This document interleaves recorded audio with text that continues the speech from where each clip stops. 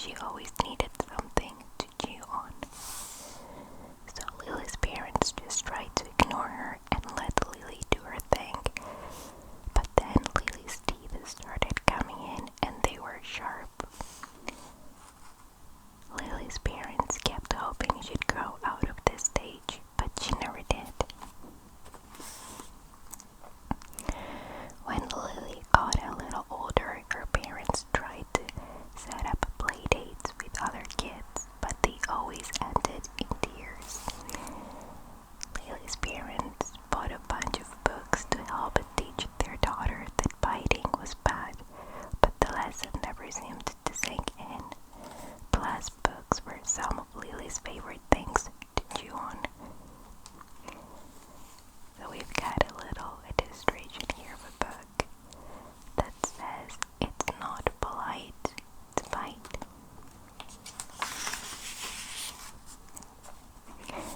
By the time Lily was old enough to go to full-day kindergarten, she didn't have many friends. Her parents were kind of nervous sending her to school because of her biting issue, but they thought maybe Lily's teacher could figure out how to handle it better than they could. But they probably shouldn't have given her a teacher. They probably should have given her teacher a heads up about Lily when they dropped her off for school.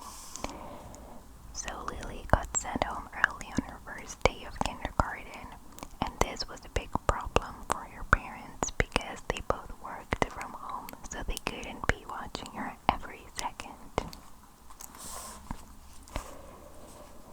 They took her back to the doctor to see if there was anything they could do. The doctor ran some tests, and a few days later she called them in to share the results. It turns out the reason Lily liked biting things so much was because she was a vampire. And even though it was hard for Lily's parents to hear that, they were glad they finally had some answers. The doctor said the good news was that vampires aren't contagious until they're full grown, so right now the biting was more annoying than anything else.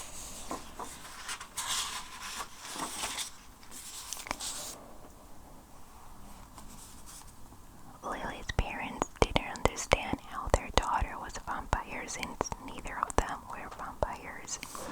But Lily's mom remembered that when she was pregnant, she got bitten by a vampire bat. So that must have been how it happened. Lily's parents were happy to know that what was going on with their daughter, but it still didn't solve the problem. They really needed her to be in school, but they couldn't send her if she was gonna keep biting people. Lily's doctor said there was a special school where Lily could learn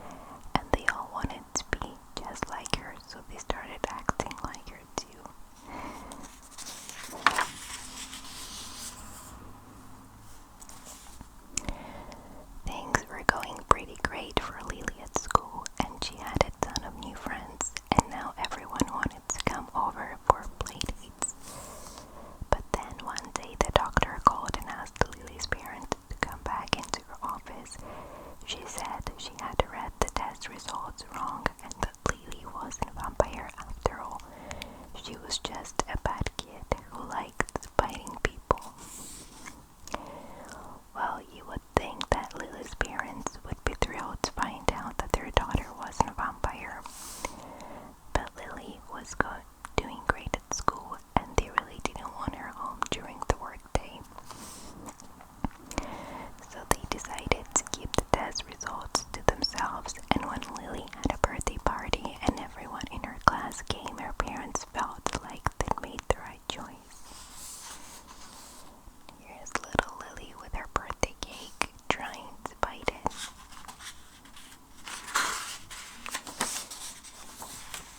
Oh, okay, that was it then. The next story is the human head. Everybody's heard the legend of the headless horseman who terrorized the town of Sleepy Hollow a long time ago. But I bet you've never heard of the story of the human head who lived a few miles away in the town of Elmsford. And just because the human head didn't go around checking flaming jack-o'-lanterns at people doesn't mean his story isn't worth telling too.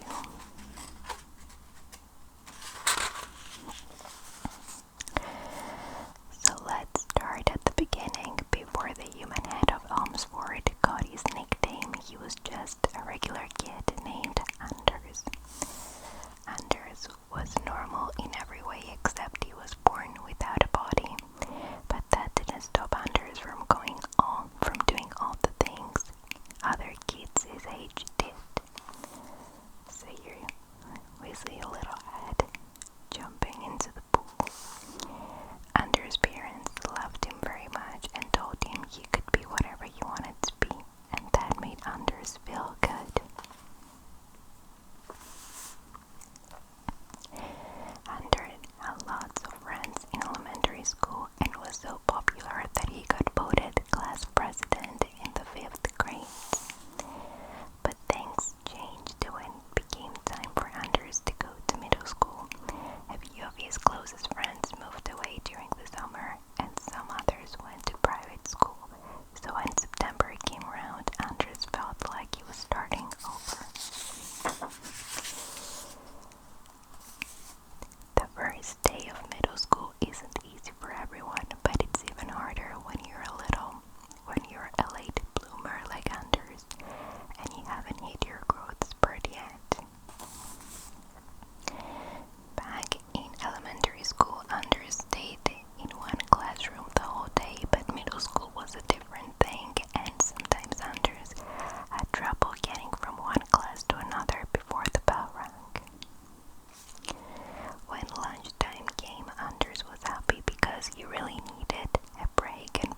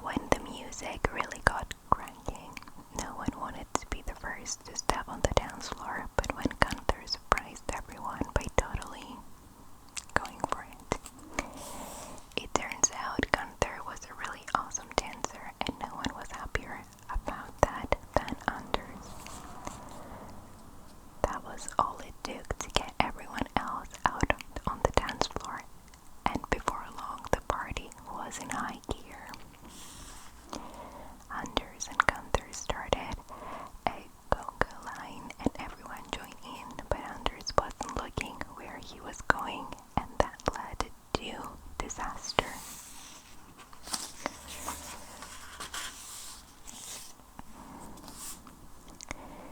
Prudence was kind of upset because until now she thought Gunther and Anders were one person. She was a little sore at the guys for not being honest with her about who they really were, but after Anders apologized, she forgave them, and when a slow song came on, Gunther asked her to dance. Even though Anders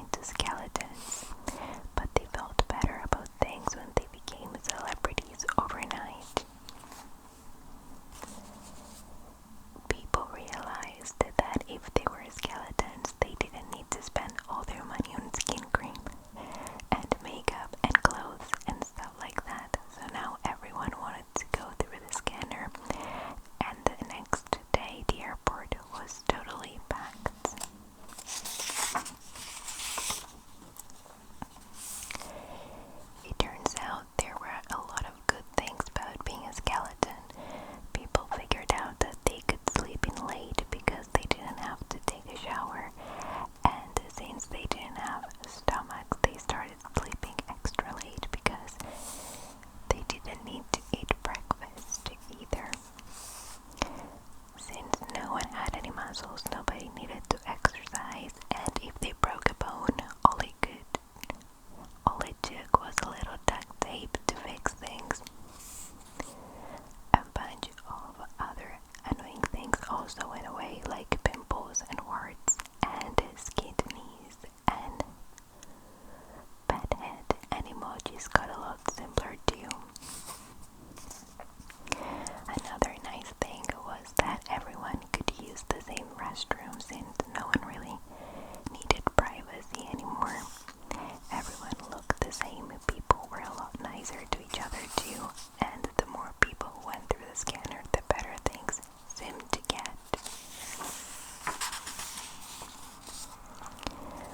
But before long, people started noticing some things that weren't so great. A lot of businesses closed because nobody needed their services anymore. Halloween was a lot more boring because everyone just went as the same thing. Parents kept picking up their own kids from nursery, and after a while it was a total mess. And even though it was great that everyone looked the same, people started to miss the old days when they didn't.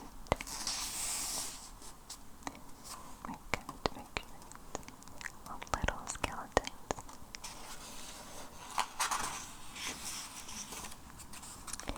In fact, people started missing a lot of things, like having lips and eyeballs and not being so cold all the time, and everyone realized they'd made a terrible mistake and wanted to change it back. But the scientists who built the scanner never figured out how it worked to begin with, so they had no idea how to make things work in reverse. All this made the people who got turned into skeletons angry, and on a cold winter's night they stormed the airport.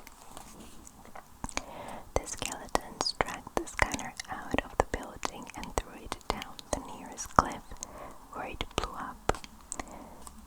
Then the craziest thing happened. The skeletons all turned back into how they were before, minus their clothes, and everyone was glad they were back to normal, but they wished they had done this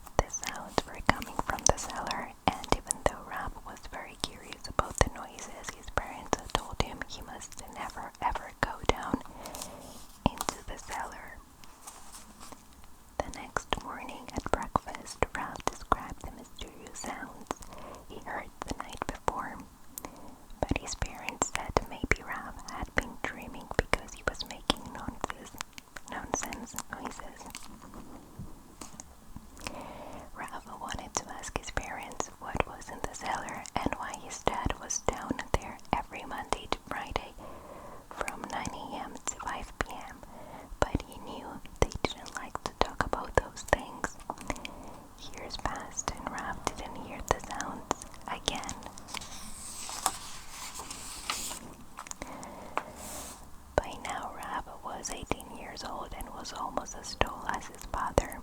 Ralph's parents could see that their boy had become a man, and they said it was time to tell him the truth about where they came from. So they described a world with the cars and airplanes and medicine and other things that made Ralph's head spin. They told Ralph the world that they came from was wonderful in some ways, but there was a dark side to it. Then they told him about the glowing objects called screens, and that had everyone under their spell. They explained that when Ralph was born, they didn't want him to grow up under the spell of screens, so they made a decision to leave the world behind. All of a sudden, everything made sense to Ralph. His parents were time travelers, and they took him back to a simpler time to protect him. But when Ralph mentioned the time travel thing, his parents had a pretty good chuckle and told him he had it all wrong.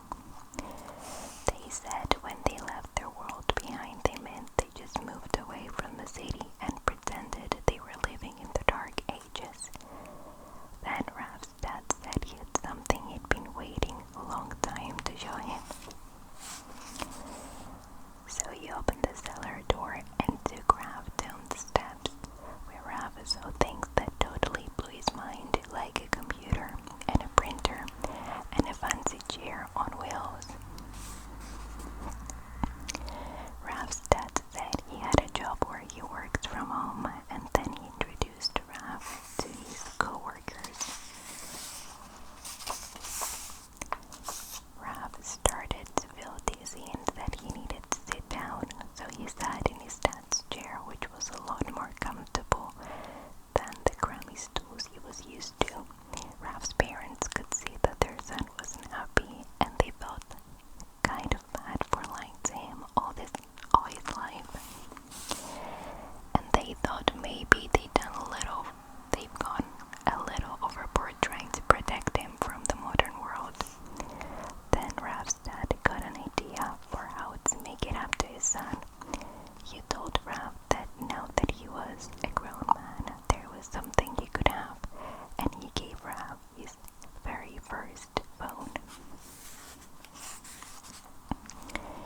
Ralph's parents said that there was one more secret they needed to tell him. They said they weren't surrounded by sharks and wolves and snakes, and that they were only a few miles from a big city. Then they said it was time for Ralph to join the modern world and get a job and start a family of his own. But now that Ralph had a phone, he wasn't interested in anything else, and he didn't see any reason to ever leave home. So Ralph's parents thought maybe they'd had the right idea to begin with. That was it. So, I think we're done for this video. We're halfway through the book, by the way. I hope you found it relaxing